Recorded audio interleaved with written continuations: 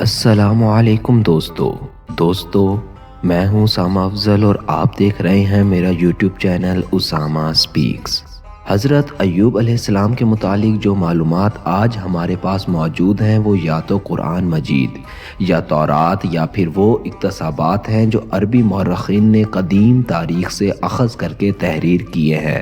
حضرت ایوب علیہ السلام سے متعلق سب سے قدیم شہادت تورات کے اس صحیفے میں ملتی ہے جو ان کے نام سے منسوب ہے۔ صحیفہ سفر ایوب تورات کا سب سے قدیم صحیفہ ہے، جس سے معلوم ہوتا ہے کہ آپ سرزمین اوس کے رہنے والے تھے، نہایت سچے، اللہ تعالیٰ سے ڈرنے والے، برائیوں سے دور رہنے والے اور کامل انسان تھے۔ ہر وقت یاد الہی میں مشغول اور اللہ تعالیٰ کا شکر ادا کرتے۔ آپ نہایتی امیر و کبیر تھے۔ اللہ تعالیٰ نے مال و دولت، جائیداد، شاندار محلات، نوکر چاکر اور کثیر اولاد سے نوازا تھا۔ قرآن پاک میں آپ کا ذکر 4 صورتوں میں آیا ہے: سورہ النساء، سورہ الانعام، سورہ الانبیاء اور سورہ صاد میں۔ سورہ الانبیاء اور سورہ صاد میں ان پر بے شمار آنے والی آزمائش، مصائب اور صبر و شکر پر انعام کا ذکر ہے۔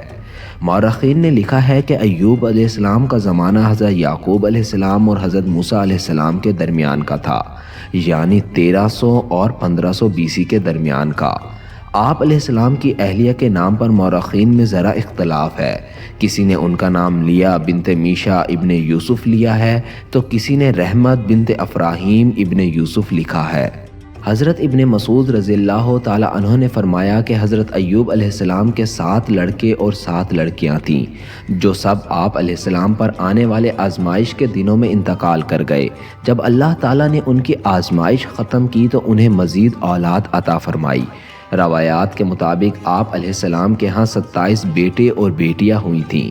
علامہ ابن کثیر رحمہ اللہ فرماتے ہیں کہ اللہ تعالیٰ نے حضرت ایوب علیہ السلام کو بہت مال و دولت، زمین و جائیداد، مویشی، غلام اور اولاد عطا فرمائی تھی، اور پھر جب آپ کو آزمائش میں مبتلا کیا گیا تو آپ سے یہ سب چیزیں واپس لے لی۔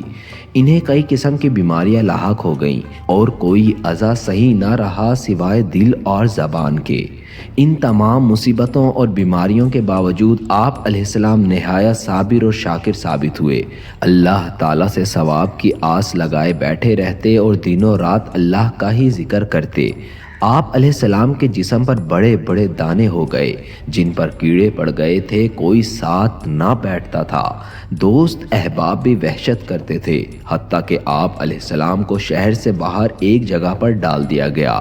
لوگوں کا آپ سے ملنا جلنا بند ہی ہو گیا، کوئی غم خوار نہ رہا سوائے بیوی کے جو ان کا بے حد خیال رکھتی اور ان کی خدمت میں لگی رہتی تھی۔ حضرت سعدی رحمہ اللہ فرماتے ہیں کہ حضرت ایوب علیہ السلام کا گوشت تک جسم سے جھڑ چکا تھا، صرف ہڈیاں اور پٹھے باقی رہ گئے تھے۔ بیوی باریک ریت لے کر آتی اور ان کے نیچے بچھاتی تاکہ جسم کو تکلیف نہ ہو۔ پھر جب بیوی کو خدمت کرتے ہوئے طویل زمانہ گزر گیا تو ایک مرتبہ حضرت ایوب علیہ السلام سے آپ نے کہا کہ اگر آپ اپنے پروردگار سے دعا کریں تو وہ آپ کو ان مصائب سے رہائی عطا فرما دیں گے۔ اس پر آپ علیہ السلام نے حیرت انگیز جواب دیا۔ آپ علیہ السلام نے فرمایا، میں 70 سال تک صحیح سالم رہا تو کم از کم اللہ کے لیے 70 سال تو صبر کر سکتا ہوں۔ یہ سن کر بیوی خاموش ہو گئی اور خدمت جاری رکھی۔ حضرت مجاہد رحمہ اللہ سے مروی ہے کہ حضرت ایوب علیہ السلام پہلے انسان ہیں جنہیں جلد کی بیماری ہوئی۔ ابن جریر اور ابن حاتم رحمہ اللہ نے فرمایا کہ حضرت انس بن مالک سے مروی ہے کہ حضور صلی اللہ علیہ وسلم نے فرمایا، لوگوں میں سے شدید ترین آزمائش انبیاء کرام پر آئی ہیں، اور فرمایا آدمی آزمائش میں اپنے دین کی بے قدری میں مبتلا ہوتا ہے، لہٰذا وہ اپنے دین میں مضبوط ہوگا تو اس کی آزمائش بھی زیادہ ہوگی۔ ابن ابی حاتم رحمہ اللہ فرماتے ہیں کہ عبید بن عمیر سے مروی ہے کہ حضرت ایوب علیہ السلام کے 2 بھائی تھے۔ ایک دن آپ علیہ السلام سے ملنے آئے تو بھوک کی وجہ سے قریب نہ آ سکے اور دور کھڑے ہو گئے، پھر ایک دوسرے سے کہنے لگے، اگر اللہ تعالیٰ ایوب سے کوئی خیر اور بھلائی چاہتا تو اس کو اس تکلیف میں مبتلا نہ کرتا۔ اس بات سے حضرت ایوب علیہ السلام اس قدر غم زدہ ہوئے کہ کسی بات سے کبھی اس قدر تکلیف نہیں ہوئی تھی۔ آپ علیہ السلام نے فوراً بارگاہ رب العزت میں دعا کے لیے ہاتھ بلند کر دیے۔ قرآن پاک میں ارشاد باری تعالیٰ ہے کہ جب انہوں نے اپنے پروردگار سے دعا کی مجھے ایذا ہو رہی ہے اور تو سب سے بڑھ کر رحم کرنے والا ہے، تو ہم نے ان کی دعا قبول کر لی اور انہیں جو تکلیف تھی وہ دور کر دی، اور ان کو بال بچے بھی عطا فرمائے اور اپنی مہربانی سے ان کے ساتھ اتنے ہی اور بخشے، اور عبادت کرنے والوں کے لیے نصیحت ہے۔ قرآن میں ایک اور جگہ ارشاد ہے کہ اور ہمارے بندے ایوب کو یاد کرو جب انہوں نے اپنے رب کو پکارا کہ اے اللہ، شیطان نے مجھ کو ایذا اور تکلیف دے رکھی ہے۔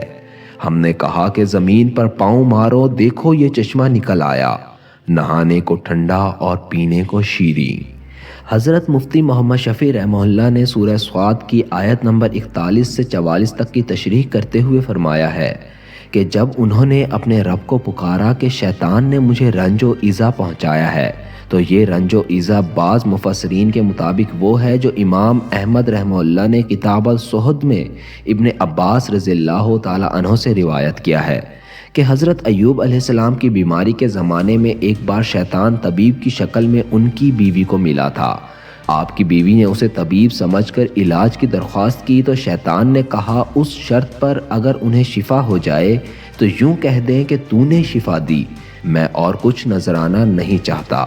بیوی نے حضرت ایوب علیہ السلام سے ذکر کیا تو انہوں نے فرمایا کہ وہ تو شیطان تھا کہ اگر اللہ تعالیٰ مجھ کو شفا دیں تو میں تجھے 100 کینچیاں ماروں گا۔ آپ علیہ السلام کو اس چیز سے سخت رنج پہنچا کہ میری بیوی کی بدولت شیطان کا یہاں تک حوصلہ بڑھا کہ خاص میری بیوی سے ایسے کلمات کہلوانا چاہتا ہے جو ظاہراً موجد شرک ہیں، گویا تعویل سے شرک نہ ہو۔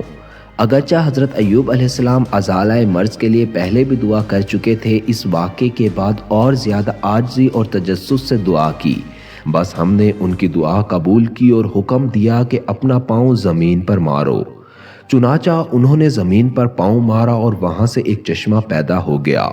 ہم نے ان سے کہا کہ یہ تمہارے لیے نہانے اور پینے کا ٹھنڈا پانی ہے، یعنی اس سے غسل کرو اور پیو بھی۔ چنانچہ وہ نہائے اور پیا بھی اور بالکل صحت یاب ہو گئے، اور ہم نے ان کو ان کا کنبہ واپس عطا کر دیا۔ بعض افراد نے شیطان کے رنج و ایذا پہنچانے کی تفصیل یہ بیان کی ہے کہ حضرت ایوب علیہ السلام جس بیماری میں مبتلا ہوئے تھے وہ شیطان کے تسلط کی وجہ سے آئی تھی، اور ہوا یوں تھا کہ ایک مرتبہ فرشتوں نے حضرت ایوب علیہ السلام کی بہت تعریف کی، جس پر شیطان کو بہت حسد ہوا اور اس نے اللہ تعالیٰ سے دعا کی کہ مجھے اس کے مال، جسم اور اولاد پر ایسا غلبہ عطا فرما جس سے میں ان کے ساتھ جو چاہوں کروں۔ اللہ تعالیٰ کو بھی حضرت ایوب علیہ السلام کی آزمائش مقصود تھی، اس لیے شیطان کو حق دے دیا جس نے آپ کو اس بیماری میں مبتلا کر دیا۔ لیکن محکم مفسرین نے اس قصے کی تردید کرتے ہوئے کہا ہے کہ قرآن مجید کے مطابق انبیاء پر شیطان مسلط نہیں ہو سکتا، اس لیے یہ ممکن نہیں ہے کہ اس نے آپ علیہ السلام کو بیمار کر دیا ہو۔ بعض افراد نے شیطان کے رنج و ایذا پہنچانے کی یہ تشریح بھی کی ہے کہ بیماری کے دوران شیطان ایوب علیہ السلام کے دل میں طرح طرح کے وسوسے ڈالا کرتا تھا جس سے آپ علیہ السلام کو اور زیادہ تکلیف ہوتی تھی۔ حضرت ایوب علیہ السلام کی دعا بارگاہ الہی میں قبول کر لی گئی اور ٹھنڈے پانی کا چشمہ پھوٹ پڑا۔ پھر ایوب علیہ السلام نے اپنے کمزور اور لاچار جسم کو چشمے کے اوپر ڈال دیا۔ جیسے جیسے جسم پر پانی پڑتا جسم میں توانائی آتی جاتی، آپ علیہ السلام کچھ دیر تک نہاتے رہے، یہاں تک کہ مکمل طور پر صحت مند ہو گئے۔ اس وقت ان کی اہلیہ وہاں موجود نہیں تھی۔ حضرت ابن حاتم نے فرمایا کہ عباس رضی اللہ تعالی عنہ سے مروی ہے کہ اللہ نے ایوب علیہ السلام کو جنت کا جوڑا پہنا دیا تھا، پھر وہ ہٹ کر ایک طرف بیٹھ گئے تھے تو ان کی بیوی تشریف لائی اور وہ آپ کو پہچان نہ سکیں۔ انہوں نے آپ علیہ السلام سے ہی سوال پوچھا کہ اے اللہ کے بندے، یہاں ایک بیمار شخص ہوتا تھا، وہ کہاں گیا؟ پھر ایوب علیہ السلام نے فرمایا وہ میں ہی ہوں۔ پھر انہوں نے عرض کیا کہ اے اللہ کے بندے، آپ مجھ سے مذاق کرتے ہیں؟ حضرت ایوب علیہ السلام نے کہا میں ہی ایوب ہوں، اللہ نے مجھے میرا جسم واپس لوٹا دیا ہے۔ مسند احمد میں حضرت ابو ہریرہ رضی اللہ تعالی عنہ سے مروی ہے کہ حضور صلی اللہ علیہ وسلم نے فرمایا کہ حضرت ایوب علیہ السلام غسل فرما رہے تھے کہ ان پر سونے کی ٹڈیوں کا غول برسنا شروع ہوا، تو آپ علیہ السلام ان کو اپنے کپڑے میں سمیٹنے لگے۔ تو پھر اللہ تعالیٰ نے فرمایا، اے ایوب، کیا میں نے تجھے اس سے جو تو دیکھ رہا ہے غنی نہیں کر دیا تھا؟ عرض کیا، کیوں نہیں میرے پروردگار، لیکن آپ کی برکت سے مجھے استثناء نہیں ہے۔ آزمائش و امتحان اور صبر و شکر میں ایوب علیہ السلام ضرب المثل ہیں۔ آپ علیہ السلام کو اللہ تعالیٰ نے صبر و شکر کا وہ مقام عطا فرمایا کہ رہتی دنیا کے لیے صبر ایوب مشعل راہ بن گیا۔